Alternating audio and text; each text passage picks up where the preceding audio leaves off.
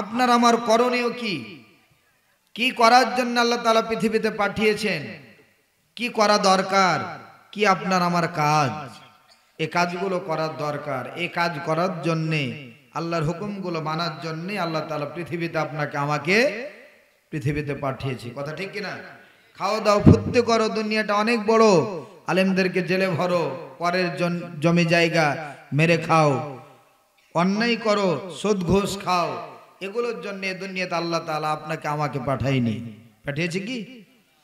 সকল অন্যায়কে দূরীভূত করে দিয়ে আল্লাহর জমিন, আল্লাহর দিন কায়েম করে কোরআন দিয়ে পরিবার, সমাজ, রাষ্ট্র পরিচালিত হবে, এই উদ্দেশ্যে আপনাকে আমাকে পাঠিয়েছে। কথা ঠিক কিনা? কথা বলেন। কিন্তু আজ দেখেন, একটা পরিবারের, সমাজ, রাষ্ট্রে কোরআন না থাকার কারণে অশান্তির দাবানল দাও দাও করে জ্বলছে। এই অশান্তির দাবানল নিভাতে হলে কোরআনের বিকল্প কোনো রাস্তা, কোনো পথ নাই। অতীতে ছিল না, বর্তমানে নেই। আছে নাকি? আপনি আমি শান্তির মধ্যে আছি? যাকে জিজ্ঞাসা করবেন, শান্তি সবাই চাই, কিন্তু শান্তি কারো নাই। আছে নাকি? মেয়েটাকে কলেজে পাঠার পর নিরাপত্তা নেই যে আমার মেয়েটা যেভাবে পাঠিয়েছিলাম সেভাবেই বাড়ি ফিরবে, এমনটা আশা করা যায় না। ছেলেটাকে কলেজে পাঠিয়েছিলাম, ছেলেটা আমার পবিত্র হয়ে বাড়ি ফিরবে, এটারও গ্যারান্টি নাই। আছে নাকি? সব উল্টা পাল্টা সমাজ আর দেশ চলছে কোরআন না থাকার কারণে। উদর পিন্দি বুদর ঘাড়ে খায় একজন, মোটা হয় আর একজন, পরীক্ষা দেয় একজন, পাস করে আর একজন, ফসল বুনে একজন, কাটে আর একজন, বিয়ে করে একজন, বউ নিয়ে যায় আর একজন। এটা কি সুস্থ সমাজ? কথা বলেন, এটা কি সঠিক সমাজ? উল্টা সমাজ। আর জাতি যেখানে যে জিনিস রাখার দরকার সেখানে রাখেনি, আর যে জিনিস যেখানে থাকার কথা নয় সেই জিনিস জাতি সেখানে রেখেছে। কথা ঠিক কিনা? আর সব উল্টা হয়ে গেছে সমাজ। এই উল্টা সমাজকে সোজা বানাতে হলে কোরআনের বিকল্প আর কোনো রাস্তা, কোনো পথ খোলা নেই। আছে কি? আর সব উল্টা। কালোকে সাদা বানিয়েছে আর সাদাকে কালো বানিয়েছে। সমাজে সবচেয়ে কালো কুচকুচে ছেলেটার নাম দিয়েছে উজ্জ্বল। আচ্ছা, কালোটার নাম যদি উজ্জ্বল হয়, সুন্দরটার নাম কি দিবে? কালো মেয়েটার নাম দিয়েছে জোনাকি। সমাজ উল্টা না? তাহলে কালো মেয়েটার নামই যদি জোনাকি হয়, জোনাকি মানে তো সুন্দর, তাহলে সুন্দর মেয়েটার নাম কি দিবেন? কথা বলেন। সবচেয়ে ট্রেনের মধ্যে দুর্বল ট্রেন, সবার পরে যায়, এই ট্রেনটার নাম এই জাতি রেখেছে রকেট। আমার প্রশ্ন হচ্ছে, সবচেয়ে দুর্বল ট্রেনটার নামই যদি রকেট হয়, যেটা ভালো চলে, ওটার নাম কি দিবেন? উল্টা না সোজা? কথা বলেন। একটা ফল আছে বাজারে কিনে পাওয়া যায়, খুললেই দানা দানা, জাতির লোক আর নাম রাখলো না, রেখেছে বেদানা। কথা ঠিক না? মাঝে মধ্যে ওই বেদানা রাগ করে চৌচির হয়ে ফেটে যে পিছন সামন খুলে দেখায় যে বেটা এত দানা তো চোখে লাগে না, নাম থেকে বেদানা, দেখ ফেটে দানাগুলো দেখাই। কথা ঠিক কিনা? অথচ বেদানা কে যে থুয়েছে? বেদানা মানে নাই দানা, আর এর মধ্যে সব দানা, নাম থেয়েছে বেদানা। এটা উল্টা না সোজা? কথা বলেন। নামাজ নাই, কালাম নাই, আল্লাহ বিল্লাহ কিছুই নাই, নাম ফের ইমান আলী। আচ্ছা, নামাজ নাই, আল্লাহ বিল্লাহ কিছুই নাই, ওর নাম যদি ইমান আলী হয়, যে 5 ওয়াক্ত নামাজ পড়ে, ওর নাম কি দিবেন? কথা বলেন। শরীরে দুর্গন্ধ, বিড়ির দুর্গন্ধে পাশে যাওয়া যায় না, নাম হচ্ছে আতর আলী। নাম কি? বিসমিল্লাহ বলে কোনোদিন খাই না, হাতটাও ধোয় না, অথচ তার নাম হচ্ছে বরকত আলী। নাম কি? সবে উল্টা। বরকত আলী। সেই যদি বরকত হয়, যে দোয়া পড়ে হাত ধুয়ে খায়, তাকে কি দিবেন? একজন লোক 2 চোখের অন্ধ, দেখতে কিছু পায় না, 2টা চোখ তার দৃষ্টি অন্ধ, নাম দিয়েছে নজর আলী। নজর মানে কি? দৃষ্টি, ঠিক কিনা? সেটাই যদি নজর আলী হয়, তাহলে যে ভালো দেখতে পায় তাকে কি দিবেন? সব কথার এক কথা হচ্ছে, এ সমাজ ভালো জায়গাতে কোরআন রাখার কথা ছিল, সে ভালো জায়গাতে কোরআন যায়নি। আজ ওই ভালো জায়গাগুলোতে সন্ত্রাস, বদমাহি, সুদখোরগুলোকে বসে দেওয়ার কারণে তারা কোরআনে বাধা দিচ্ছে। কোরআন যেন সংসদ ভবন পর্যন্ত পৌঁছতে না পারে ষড়যন্ত্র চক্রান্ত করছে। কথা ঠিক কিনা? এজন্য সমাজ উল্টা সমাজকে সোজা সমাজ বানাতে হলে কোরআনকে পাঠাতে হবে সংসদ ভবনে। সামনে হক বাতিলের লড়াইয়ের একটা দিন আসছে, এই দিন আপনাকে আমাকে প্রস্তুত থাকতে হবে। ওই বাতিলদের, বামপন্থী, রামপন্থী, ইহুদি, খ্রিস্টান, কোরআন বিরোধী লম্পটদের দিন শেষ। আগামীর দিন হচ্ছে কোরআন হাদিসের বাংলাদেশ। কথা ঠিক কিনা? এই স্লোগান দিয়ে, স্লোগানের সাথে থাকতে হবে। কোরআনের সমাজ চাই, সৎ লোকের শাসন চাই, এটা দরকার আছে না? নাই? এই জন্য আপনাকে আমাকে আল্লাহ রাব্বুল আলামিন এই দুনিয়াতে পাঠিয়েছেন। পাঠার পেছনে বড় একটি কারণ। আল্লাহ রাব্বুল আলামিন সূরা জারিয়াতের মধ্যে বলেন, ওয়ামা খালাকতুল জিন্না ওয়াল ইনসা ইল্লা লিয়াবুদুন।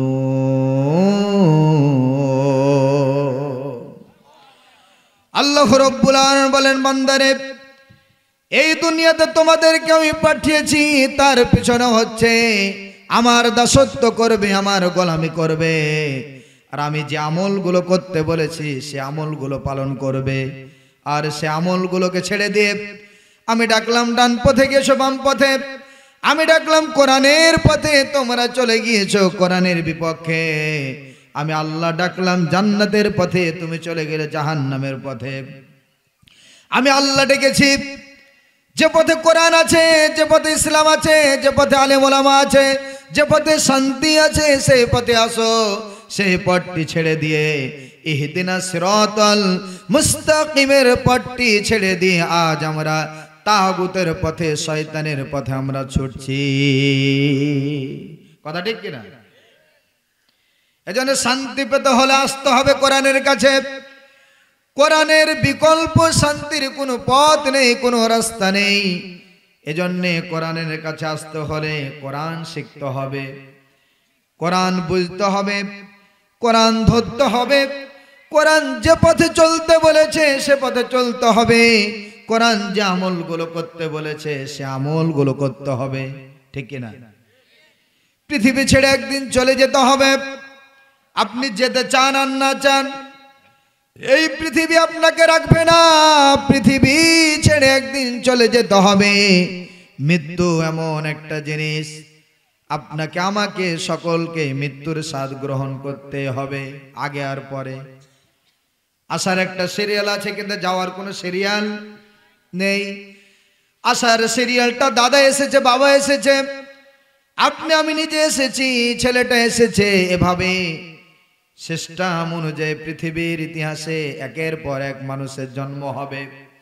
কিন্তু চলে যাওয়ার সিস্টেমটা, ধারাবাহিকতা সবকে ছিন্ন করে দিয়ে, যে দাদা এসেছিল দাদা থেকে গেল, নাতি অথবা পোতাটা দাদা বাবাকে দুনিয়াতে রেখে আল্লাহর ডাকে সাড়া দিয়ে চলে গেল। তার মানে আসার সিরিয়াল আছে কিন্তু যাওয়ার সিরিয়াল নেই। মরতে হবে, পৃথিবী ছেড়ে চলে যেতে হবে, অনন্তকাল কবরে পড়ে থাকতে হবে।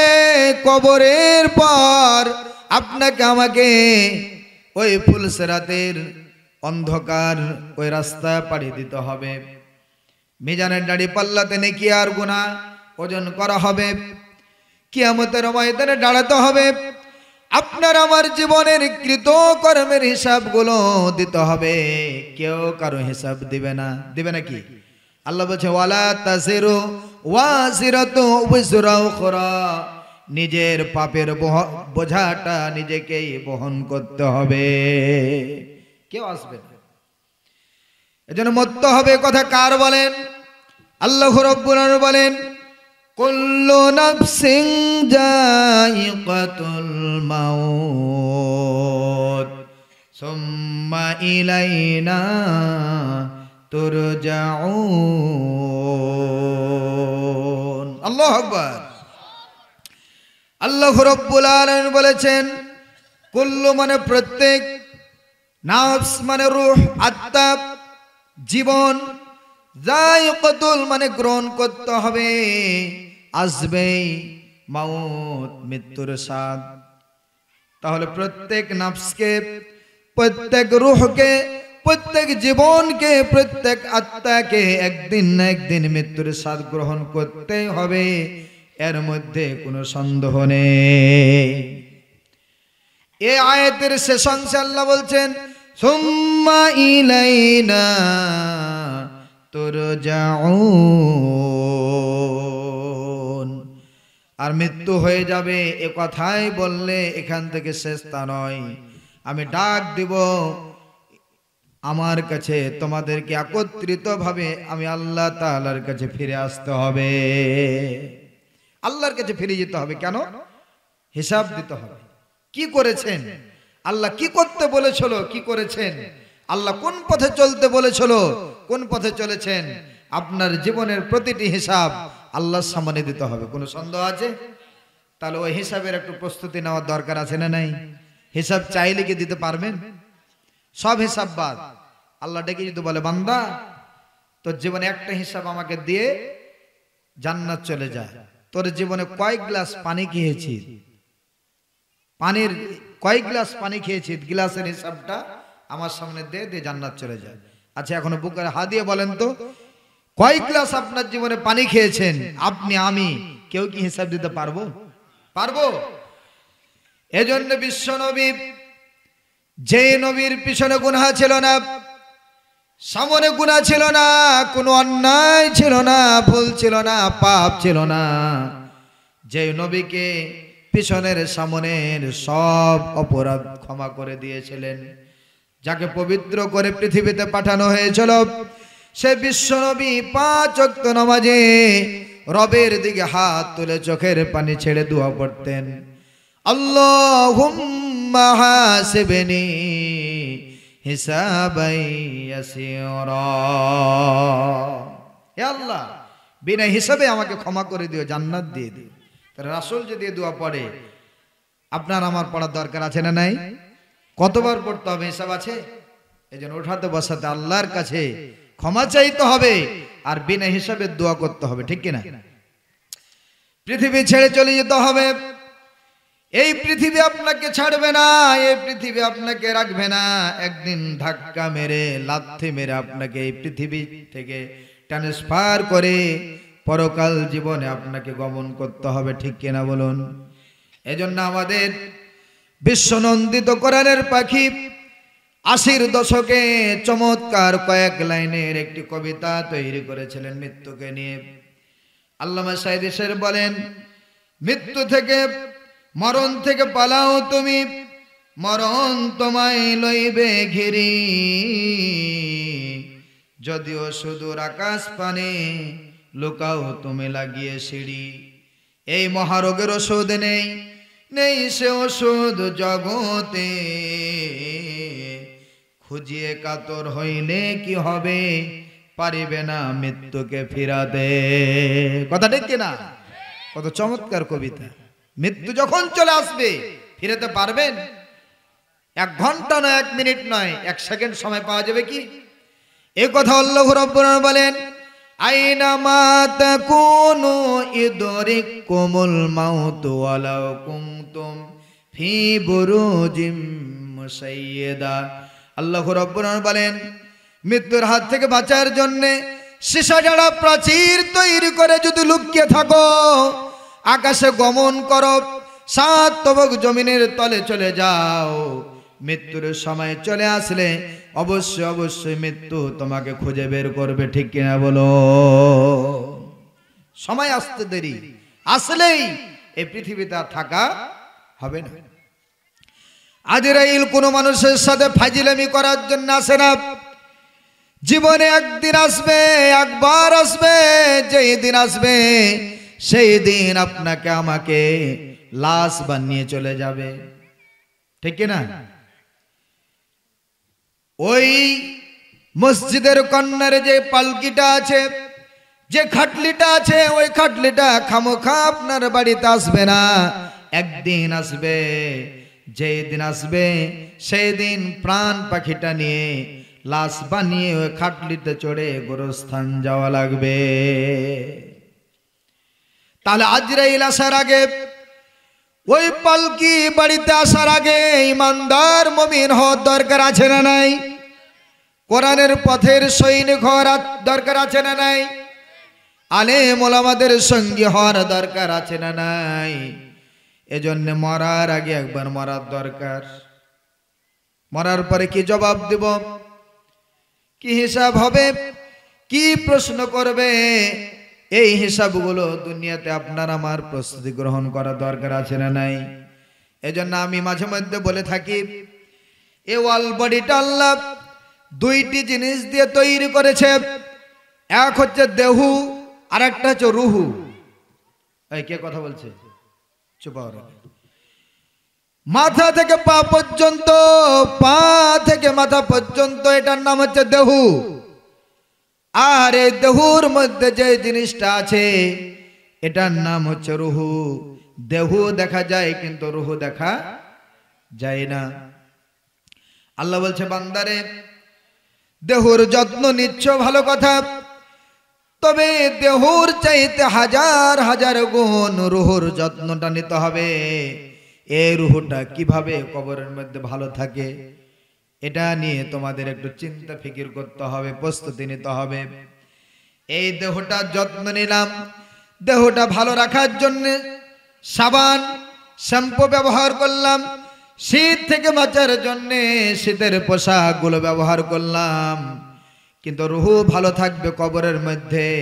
রুহু ভালো রাখার খাবার হচ্ছে 1 নম্বর মহাগ্রন্থ আল কোরআন। এই রুহুকে শান্তিতে রাখতে হলে আল্লাহ জিকির, আল্লাহ তাসবিহ, দান সদকা। রুহু যে ভালো থাকবে, এই ভালো থাকার জিনিসগুলো আমরা করি না, কিন্তু দেহটাকে ভালো রাখার জন্য যা করার দরকার সব আমরা করি, ঠিক কিনা? এই দেহর কোনো দাম নেই। এই দেহর মধ্যে রুহু ছিল, তাই আপনি ছিলেন মেম্বার, চেয়ারম্যান। এই দেহর মধ্যে রুহু ছিল, তাই আপনি ছিলেন মাস্টার, ডাক্তার। এই দেহের মধ্যে রুহু ছিল, তাই আপনি ছিলেন ডাক্তার, মাস্টার, প্রফেসর, ইঞ্জিনিয়ার, জজ, ব্যারিস্টার। এই দেহের মধ্যে রুহু থাকার কারণে আপনি এমপি, মন্ত্রী ছিলেন, জজ, ব্যারিস্টার ছিলেন, কত দামি শিক্ষিত মানুষ ছিলেন।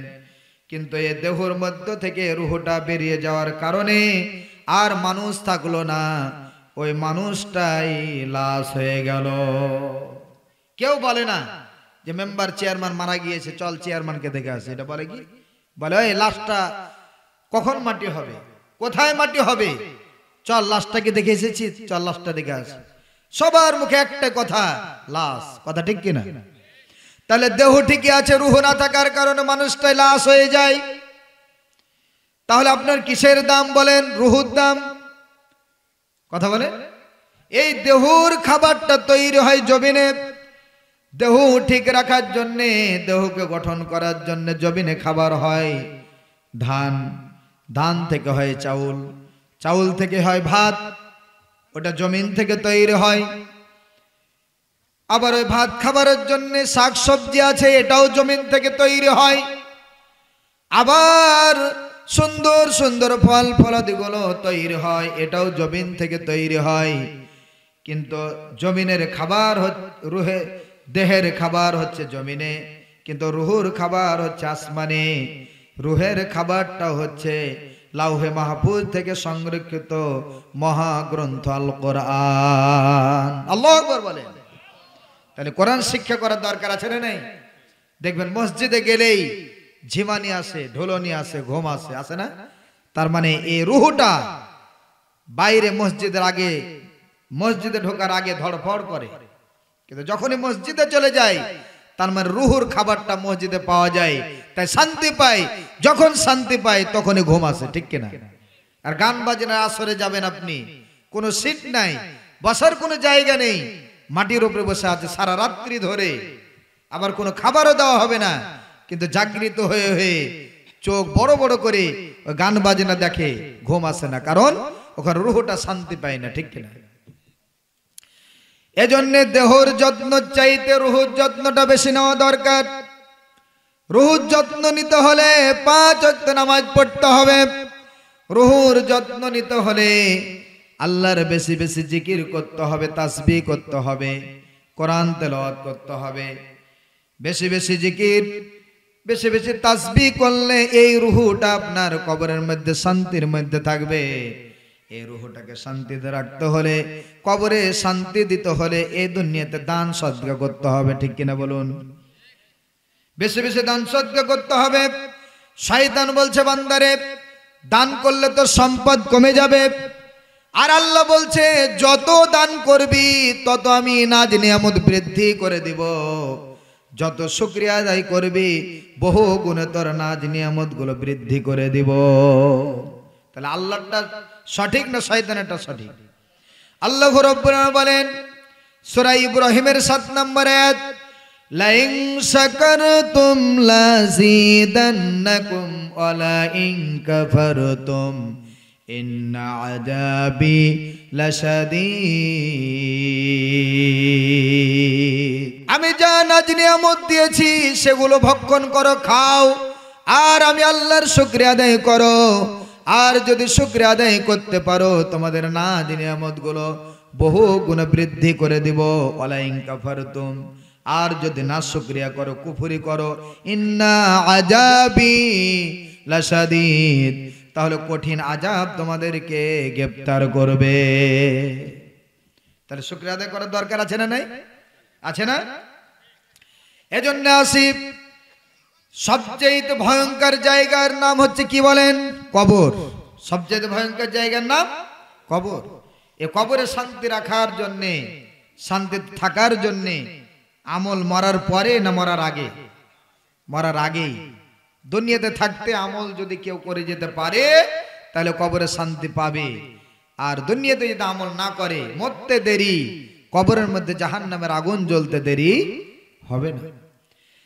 এজন্য হাদিস প্রমাণ করে, রাসূল বলেছেন বুখারী তিরমিজির বর্ণনায়, প্রতিদিন এই জমিন, প্রতিদিন এই কবরের মাটি মানুষকে আহ্বান করে 5টি কথা বলে। সকাল থেকে সন্ধ্যা পর্যন্ত 5টি কথা বলে। কয়টি কথা বলেন? কয়টি কথা? 5টি কথা বলে। কি কথা বলে দেখেন, হাদিস প্রমাণ করে এই জমিনের মাটি, এই জমিনের কবর ডাক দিয়ে দুনিয়ার মানুষকে বলে, ও দুনিয়ার মানুষ, আল্লাহর বান্দা রাসূলের উম্মত, আমি কবরের কাছে যদি আসতে হয় এই কথা মনে রাখো, আমি কবরটা হচ্ছে একা, একাকী ঘর। তোমার যতই কাছের লোক থাক না কেন, যতই প্রিয়জন থাক না কেন, কবরে তোমাকে একাই আসতে হবে। কেউ তোমার সাথে আসবে না, মা তোমার সাথে আসবে না, বাবাও তোমার সাথে আসবে না, স্ত্রীটাও তোমার সাথে আসবে না, ছেলে মেয়েগুলো আসবে না। যেই বন্ধুদের সাথে চারিষ্টলে বসে বসে রাত্রি কাটিয়েছ, গল্প গুজব করেছ, সে বন্ধু তোমার সাথে আসবে না। এক কথায় কবরের মধ্যে একাই তোমাকে আসতে হবে। কবর আবার বলে একাই আসতে হবে। দুনিয়া থেকে তোমার কবরে থাকার জন্য একটা সঙ্গী সাথী বন্ধু সাথে করে নিয়ে আসো। আল্লাহু আকবার। এখন প্রশ্ন করেন কবরকে, হে কবর, বন্ধুটা কি, সঙ্গী সাথীটা কি? কবর বলে এই দুনিয়াতে সঙ্গী সাথী হচ্ছে মহাগ্রন্থ আল কোরআন। আলহামদুলিল্লাহ বলে মহাগ্রন্থ আল কোরআন যারা শিখবে, যারা পড়বে, কোরআন অনুযায়ী জীবন করবে, কোরআনের পথে চলবে, কোরআনের হক কথা বলবে, কোরআনের সমাজ গড়ার চেষ্টা করবে, যারা এই কাজগুলো করবে তারা ওই দুনিয়া থেকে কবরের মধ্যে আসার সাথে সাথে ওই লোকটা কবরে আসার আগেই কবরের মধ্যে আল্লাহর কোরআন মাজিদটা চলে যাবে। সুবহানাল্লাহ। মৃত্যুর একটি ঘটনা পড়তে গিয়ে পাওয়া গেল মুনকার নাকির একজন মৃত্যু ব্যক্তির কবরের মধ্যে গেলেন, যাই দেখলেন একটা কবরের মধ্যে 2টি লাশ। সুবহানাল্লাহ। মুনকার নাকিরের দৃশ্য দেখে অবাক হলেন। জীবনে কত মানুষের জান সোয়াল জবলি নাম প্রশ্ন করলাম, কবরে গেলাম, এরকম তো এই ধরনের কোনো ঘটনা ঘটে নাই। একটি কবরে 2টি লাশ। ওই মুনকার নাকির কাফনের মুড়ি খুলে দেখলেন একটা লাশ, পাশে আর একটি কাপড়ের মুড়ি খুলে বাঁধন খুলে দেখলেন ওই কাপড়ের মধ্যে লাশ নয়, জীবন্ত কোরআন। সুবহানাল্লাহ। তার মানে এই কোরআনকে মহব্বত করেছিল, রাত্রি জেগে জেগে কোরআনের তেলাওয়াত শুনেছিল, নিজের জবান দিয়ে কোরআন তেলাওয়াত করেছিল, কোরআনের সমাজ গড়ার জন্যে চেষ্টা করেছিল, শহীদ হয়েছিল। এজন্যে কোরআন লাশ আসার আগে তাকে সহযোগিতা করার জন্যে কোরআনটা কবরে চলে এসেছে। মারহাবা। এটা আমরা চাই না, চাই না? তাহলে কোরআন আপনার আমার সঙ্গী হয়ে যাক, এটা চাই। তাহলে কোরআনের সাথে সম্পর্ক করার দরকার আছে না নাই? কোরআন কি মসজিদে শুধু থাকবে না, সংসদ ভবনে যাবে? সংসদ ভবন পর্যন্ত পৌঁছানোর দরকার আছে না নাই?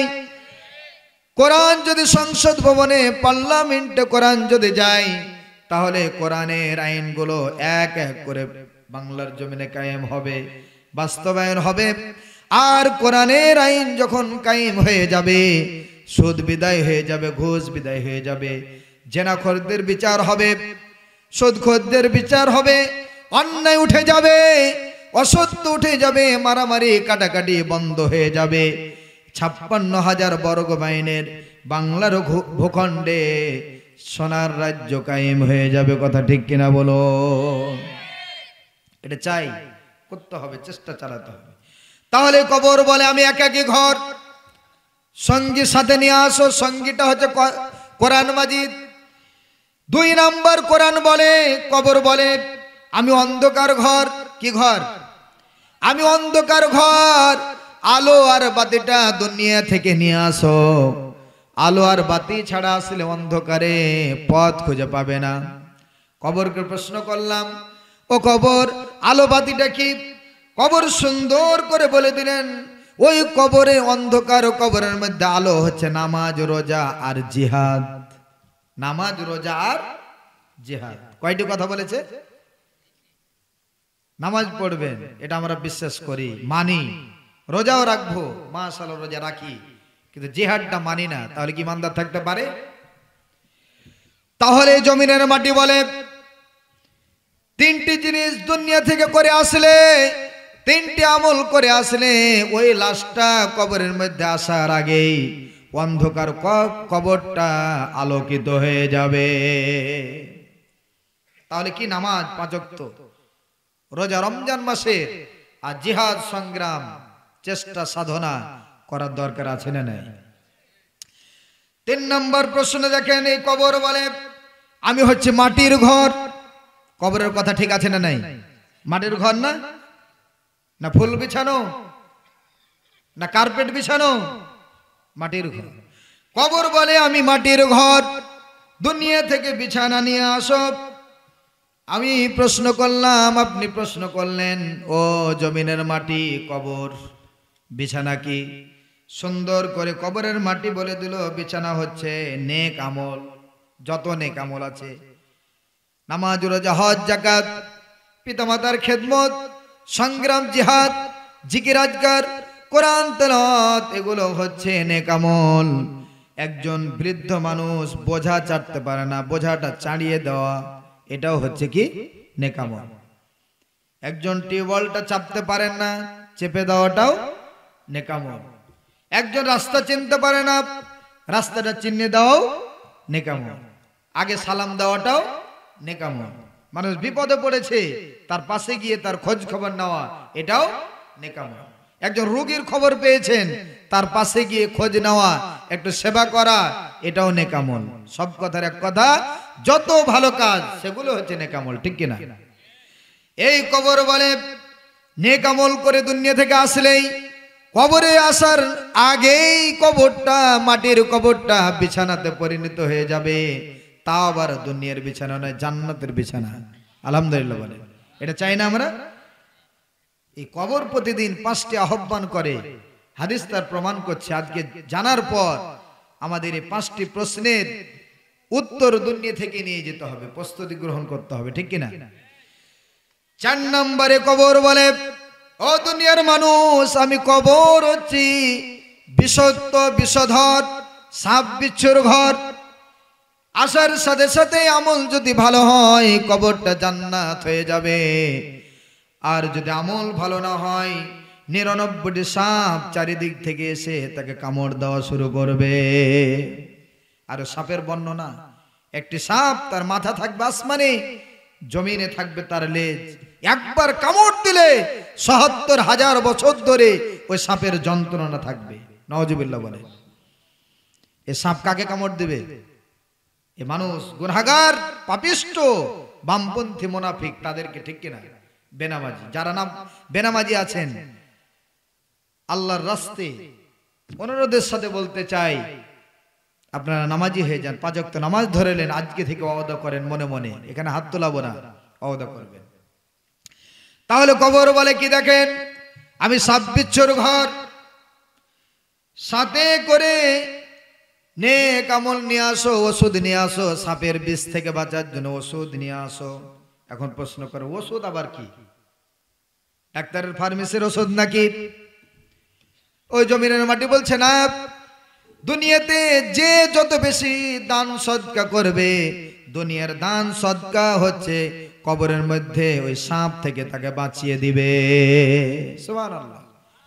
হাদিসের মধ্যে এসেছে, দানটা হচ্ছে পানির মতো, দাও দাও করে আগুন জ্বলছে, জ্বলন্ত আগুনে পানি ঢেলে দিলে ওই আগুনটা যেমন নিভিয়ে যায়, তেমন দুনিয়াতে ছেলে মেয়ে যদি দান করে, পিতা মাতার কবরে আগুন জ্বলে, ওই জ্বলন্ত আগুনটা দানের ওসিলাতে আল্লাহ নিভিয়ে দিবে। আলহামদুলিল্লাহ। এটা আমরা চাই না? চাই না? পিতা মাতা মারা যায়নি, দাদা দাদি মারা যায়নি, আত্মীয় স্বজন মারা যায়নি, এমন কেউ আছে কি এখানে? কেউ না কেউ আমাদের পাশ থেকে, দুনিয়া থেকে বিদায় নিয়ে গহীন অন্ধকার কবরে শুয়ে আছে, এমনটা আছে না? না? তাহলে দেখেন, কথা শেষ পর্যায়ে, দুনিয়াতে দান সদকা বেশি বেশি যদি করতে পারেন, তাহলে সাপ বিষধর প্রাণীর হাত থেকে বেঁচে যাবেন। তাহলে দান করবেন না? করবেন না?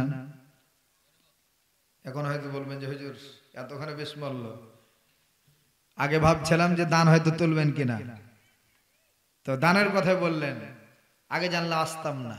আমরা জেনে শুনে এসেছি আল্লাহর ঘর, মসজিদটা জীর্ণ শীর্ণ হয়ে আছে, আর আপনার বাড়িটা কত টাইলস বসানো, চকমক করছে, কত সুন্দর বাড়ি হয়ে আছে। মসজিদের চাইতে আপনার বাড়িটা সুন্দর যদি হয়ে যায়, আর মসজিদের প্রতি গুরুত্ব না দেন, দান সদকা না করেন, চেষ্টা না করেন, হিসাব লাগবে না? লাগবে না? তার মানে আপনার আমার বাড়ির চাইতে মসজিদটা, আল্লাহর ঘরটাকে চাকচিক্য বানাতে হবে, ঠিক কিনা? মুসল্লিও বাড়াতে হবে, ঠিক আছে? এই জন্য দেখেন, দান সদকার ব্যাপারে আল্লাহ বলছেন, লান তানালুল বিররা হাত্তা তুনফিকু মিম্মা তুহিব্বুন। আল্লাহ রাব্বুল আলামিন বলেন, যতক্ষণ প্রিয় জিনিসটা আল্লাহর পথে দান না করবে, ততক্ষণ পর্যন্ত পরিপূর্ণ ইমানদার মুমিন, প্রকৃত বান্দা হতে পারবে না। প্রিয় জিনিসটা যেটা, দামি জিনিসটা যেটা, যেটা আমার সবচেয়ে প্রিয়, ভালো লাগার জিনিস, সেটা আল্লাহর ঘরে, আল্লাহর পথে, আল্লাহর রাস্তায় দিতে হবে। দিতে রাজি আছেন তো? কথা বলেন। আল্লাহ বলছেন, বান্দা দান করলে ঠকে যাবে না।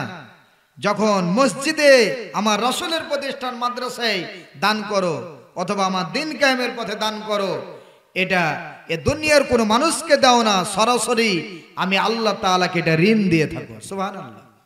আল্লাহ বলেন, ওয়াকরিদুল্লাহ করদান হাসানা, যেটা মসজিদে, মাদ্রাসায়, দিনের পথে, ইসলামের পথে যেটা দান সদকা করা হয়, এটা আমি আল্লাহকে ঋণ দেওয়া হয়, আর এই ঋণের বদলতে বহু গুণে বৃদ্ধি করে কিয়ামতের ময়দানে এই দানের বদলতে আমি জান্নাতটা দিয়ে দিব। তাহলে দুনিয়াতে দান করব, পরকালে জান্নাত পাবো, এটা আমরা চাই না? চাই না? শুধু তাই নয়, রাসূল বলছেন, কেউ যদি 1 টাকা দান করে, আল্লাহ তার প্রতিদান হিসেবে 10 টাকা দিবেন।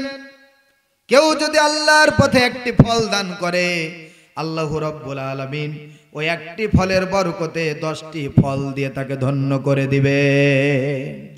এটা বিশ্বাস করি না? করি না? বিশ্ব নবীর কলিজার টুকরা মেয়ে, নয়নের পুতুলি বি ফাতেমা যে বিবি ফাতেমাকে বিশ্বনবী মা বলে ডাকতেন, বিবি ফাতেমাকে কত ভালোবাসতেন। কোন জায়গা সফরে গেলে সর্বশেষে দেখা করতেন বিবি ফাতেমার সাথে। আবার সফর থেকে যখন বাড়ি ফিরতেন সর্বপ্রথমে এসে দেখা করতেন বিবি ফাতেমার সাথে। তাহলে শেষের দেখাটার বেশি আকর্ষণ, ঠিক কিনা? আবার আসার সময় প্রথমে যার সাথে সাক্ষাৎ হয় এটা একটা আকর্ষণ থাকে। এই জন্য যাওয়ার সময় শেষের আকর্ষণ, আসার সময় প্রথমের আকর্ষণ, ঠিক কিনা? বিবি ফাতেমাতে এত বিশ্বনবী ভালোবাসতেন কলিজা ভরে। এই বিশ্বনবীর কলিজার টুকরা বিবি ফাতেমা অসুস্থ হয়ে বিছানায় পড়ে আছে। কেন কথাটা বলছি দেখেন, যদি 1 টাকা দান করেন, একটা ফল দান করেন, সেটার বদলতে আল্লাহ বরকত দান করে 10টা ফল দিয়ে দে। তার জীবনটাই ঘটনা। এই বিবি ফাতেমা অসুস্থ হয়ে বিছানায় পড়ে আছেন, জ্বর ঠান্ডা হয়ে গিয়েছে, শরীরটা দুর্বল নিস্তেজ হয়ে গিয়েছে, খাবার খেতে পাচ্ছে না, শরীরটা শুকিয়ে গিয়েছে, চেহারাটা মলিন হয়ে গিয়েছে। আলী রাদিয়াল্লাহু তাআলা বিবি ফাতেমার পাশে বসে বলছে, ওগো ফাতেমা, কয়েকদিন থেকে না খেয়ে শরীরটা তোমার শুকিয়ে গিয়েছে, তুমি কিছু খেতে চাও? অসুস্থ হলে কিছু খাবার মনে চাই, তোমার কি কোনো খাবার চাই নাকি? বলো, আমি এনে দেব। বিবি ফাতেমা বলছে, ও আলী, ও হাসাইন হুসাইনের আব্বা, আমার তো খেতে মন চাই বেদানা। আলহামদুলিল্লাহ বলেন, কি মন চাই? বেদানা। আলী চিন্তা ভাবনা করতে, বাড়ি তো তেমন কিছু নাই, আর বেদানা তো ঠিক আছে, স্ত্রী যেহেতু বলেছে এটা আমি চেষ্টা করবো সাধ্য অনুযায়ী। আলহামদুলিল্লাহ বলেন, যেমন স্বামী তেমন স্ত্রী, যেমন স্ত্রী তেমন স্বামী। আলী রাদিয়াল্লাহু তাআলা আল্লাহর উপর ভরসা করে বিসমিল্লাহি তাওয়াক্কালতু আলাল্লাহ এই দোয়া পড়ে তিনি বেরিয়ে গেলেন বেদনার খোঁজে। তার বাড়িতে হালকা কিছু জও ছিল, কিছু গম ছিল, সেগুলো বিক্রি করে একটা বেদানা নিলেন। বাজারের মধ্যে সুন্দর বেদানাটা হাতে নিয়ে চলে আসছেন। আস্তে আস্তে কি আল্লাহর হুকুম, একজন ফকির, একজন মিসকিন রাস্তাতে এসে সালাম দিলেন আলীকে, আসসালামু আলাইকুম ওয়া রাহমাতুল্লাহ। সালাম দিলেন, আলী সালামের জবাব দিলেন।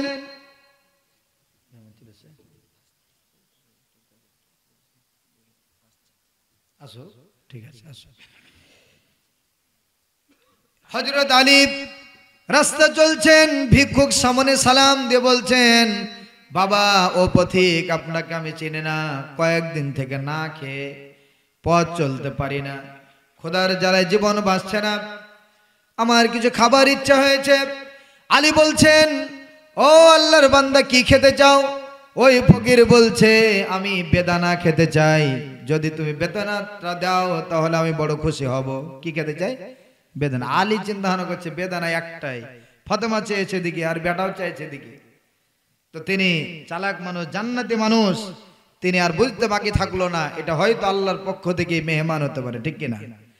তিনি দেরি করলেন না, ঠঙ্গার মধ্যেই প্যাকেটের মধ্যে যে বেদানাটা ছিল, এই বেদানাটা তিনি বিবি ফাতেমার কথা ভুলে গিয়ে আল্লাহকে খুশি করার জন্যে, পরীক্ষাতে পাস করার জন্যে বেদানাটা বের করে ওই ফকিরের হাতে তুলে দিলেন, ভিক্ষুকের হাতে তুলে দিলেন। ভিক্ষুক ওই বেদানাটা হাতে পেয়ে হাত দুটি আসমানের দিকে তুলে বলছে, আল্লাহ, ক্ষুধার্ত অবস্থায় যে তোমার বান্দা আমাকে বেদনা দিয়েছে একটি, আল্লাহ তুমি তাকে 10টি বেদনা দিয়ে ধন্য বানিয়ে দাও। আলহামদুলিল্লাহ বলেন। এই দোয়া করলেন। আলী রাদিয়াল্লাহু তাআলা চলে গেলেন, মনে মনে ভাবছেন ফাতেমাকে কি বলবো, জবাবটা কি দেব, বেদনার কথা তো বলেছে।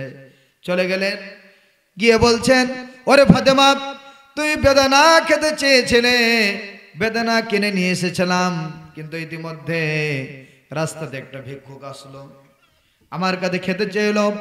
আমি জিজ্ঞাসা করলাম, কি খেতে চাও? সে বলল, বেদানা। আমি প্রশ্ন ছাড়াই আল্লাহর উপর ভরসা করে তোমার কথাটা মনে রেখে বেদনাটা দিয়ে দিয়েছি। ফাতেমা বলছেন, ও আলী, যেই মুহূর্তে যখন তুমি বেদনাটা দান করেছো, আল্লাহর হুকুমে সে সময়ে বেদানা খেলে যে স্বাদ লাগে, সে স্বাদটা আমি মুখে গ্রহণ করেছি। আল্লাহু আকবার। বেদানা না খেয়েই আমি বেদানার স্বাদটা পেয়ে নিয়েছি। আল্লাহ আকবার। এই কথা বলে স্বামী স্ত্রী ফাতেমার সাথে আলীর কথা চলছে। এই মুহূর্তে একজন ব্যক্তি তার দরজাতে এসে বলছে, আলী বাড়িতে আছো নাকি? আলী বলছে, আছি। দরজাটা খুলে দাও। দরজাটা খুলে দেওয়া হলো। তিনি একজন সাধারণ মানুষের রূপ ধারণ করে আলীকে এসে বলছে, আলী কিছুক্ষণ আগে তুমি নাকি একটা বেদানা দান করেছো। বলছে, হ্যাঁ বেদানা দান করেছো। তুমি কিভাবে জানলে? সে বলছে, আমি জানি আল্লাহর পক্ষ থেকে আমি একজন ফেরেশতা, তুমি একটি বেদানা দান করেছো।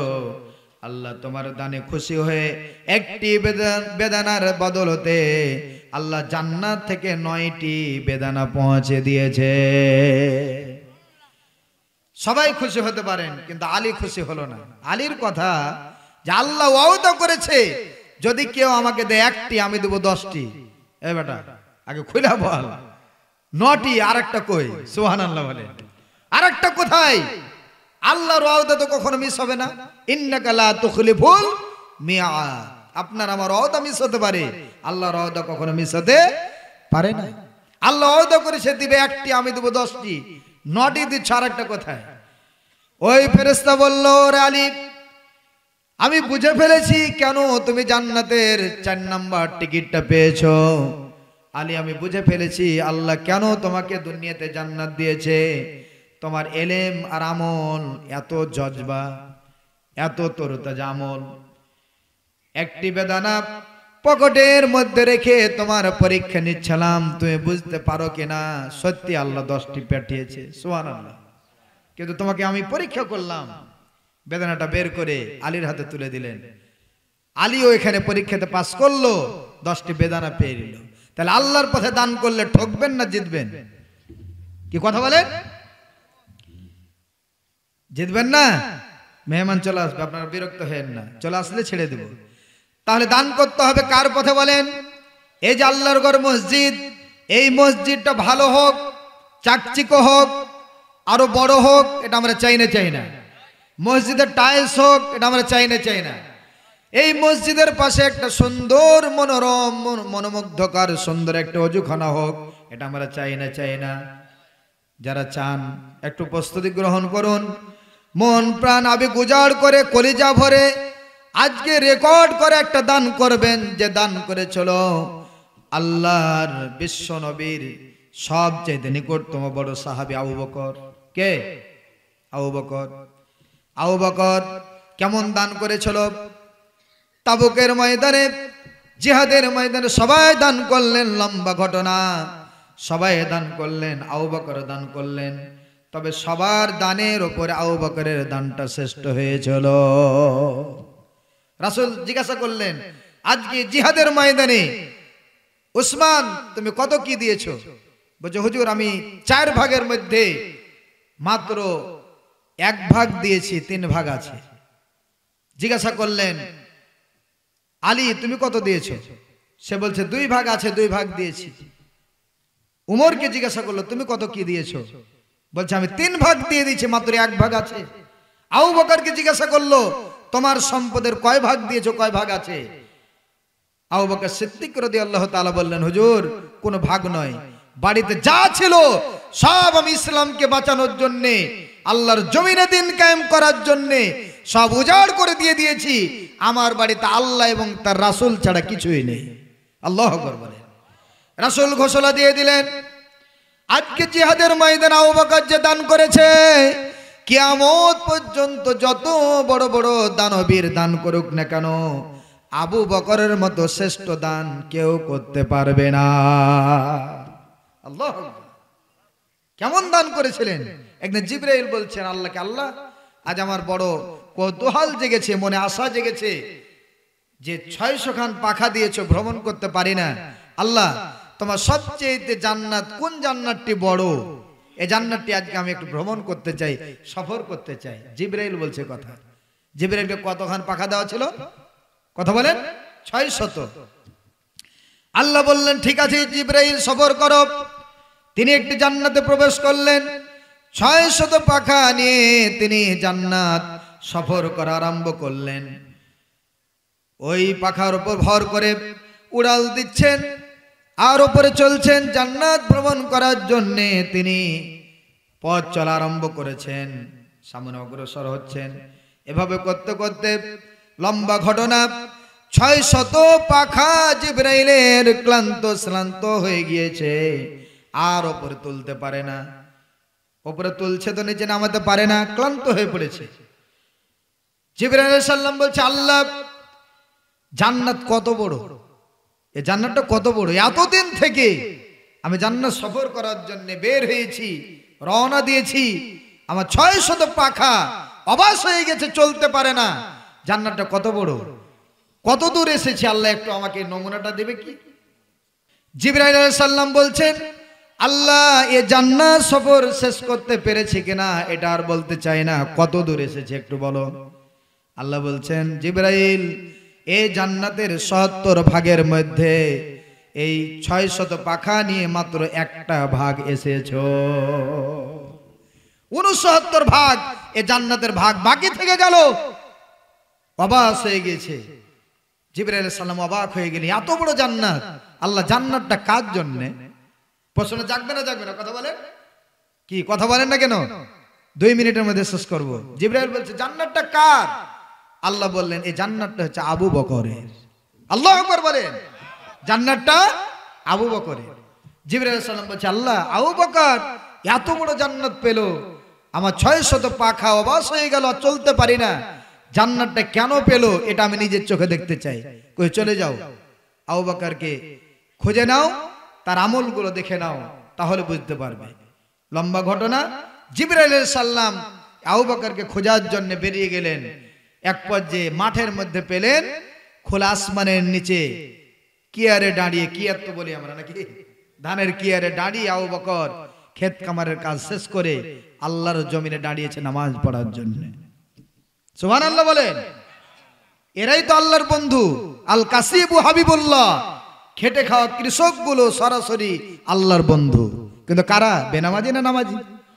যারা ক্ষেত খামারের কাজ বাকি রেখে ওয়াক্তের সময় হয়ে গেলে আল্লাহর জমিনে সিজদা দেয়, ওরাই হচ্ছে আল কাসিবু হাবিবুল্লাহ। এরা কার বন্ধু? আল্লাহ। জিবরাইল আলাইহিস সালাম দাঁড়িয়ে আছেন, 1 রাকাত হলো, 2 রাকাত হলো, ডান দিকে সালাম ফিরালেন, বাম দিকে সালাম ফিরালেন। জিবরাইল আলাইহিস সালাম তিনি জিবরাইলের রূপ নিয়ে আসেননি, সাধারণ একটা মানুষের রূপ ধারণ করে এসেছেন। সালাম দিলেন, সালামের জবাব আবু বকর দিলেন, বলছেন, হে আল্লাহর বান্দা, হে আবু বকর, আমি তোমার কাছে এসেছি, তুমি কে বলো? আমার পরিচয়টা পরে দিচ্ছি, তোমাকে একটা প্রশ্ন আছে, প্রশ্নের উত্তর দিতে হবে। জিবরাইল এই কথা বলছে। ইনি জিবরাইল, আবু বকর কিন্তু এটা জানে না। এখন জিবরাইল বলছে, হে আল্লাহর বান্দা আবু বকর, তুমি বলো তো এই মুহূর্তে জিবরাইল কোথায় আছে? সুবহানাল্লাহ বলেন। জিবরাইল প্রশ্ন করছে আবু বকরকে, এই মুহূর্তে জিবরাইল কোথায় অবস্থান করছে, কথা বলো। আবু বকর সিদ্দিক রাদিয়াল্লাহু তাআলা আকাশ প্রাণে তাকালেন, আল্লাহর উপর ভরসা করে বলছে, হে আল্লাহর প্রতীক, আল্লাহর মেহমান, আমাকে 1 মিনিট সময় দাও। বলছে 1 মিনিট করে 5 মিনিট সময় দিলাম। আবু বকর সিদ্দিক রাদিয়াল্লাহু তাআলা চোখ দুটি বন্ধ করে একটু মুরাকাবাতে গেলেন, জিকির করলেন, আল্লাহ সাহায্য প্রার্থনা করলেন।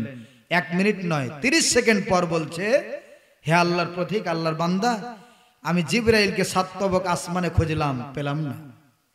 7 তবক জমিনে খুঁজেছি, পেলাম না। তামাম পৃথিবীতে আনাচে কানাচে তন্ন তন্ন করে জিবরাইলকে খুঁজলাম, কোথাও পেলাম না। আমার মন বলছে জিবরাইল আপনি। আল্লাহু আকবার। আমার মন বলছে জিবরাইল আপনি, আপনাকে খুঁজতে বাকি আছে। জিবরাইলের চোখ দিয়ে গড়গড় করে পানি পড়ে গেল। আল্লাহু আকবার। এত বড় জান্নাত, যে জান্নাত আমি 600 পাখা নিয়ে ঘুরেছি, ৭০ ভাগের মধ্যে ৬৯ বাকি, 1 ভাগ যেতে পারিনি। এত বড় জান্নাত আবু বকরকে কিসের জন্য দিবে? তার মূল কারণ ছিল দান। আল্লাহু আকবার বলেন।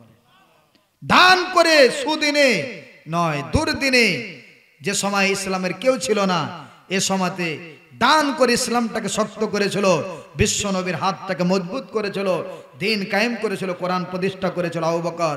এজন্য এই স্মৃতি করে, ইতিহাস করে আল্লাহ রেখে দিয়েছেন। কথা ঠিক কিনা? জিবরাইল বললে, কথা সঠিক, আমি জিবরাইল। সুবহানাল্লাহ, আমি জিবরাইল, তোমার পরীক্ষা নিচ্ছিলাম, পরীক্ষাতে পাস হয়েছে, আমি বুঝে পেরেছি এই জান্নাত কিসের জন্য তোমার। সুবহানাল্লাহ। তাহলে অনেক কথা আছে দানের ব্যাপারে, চমৎকার কথা বলবেন আমাদের আজকের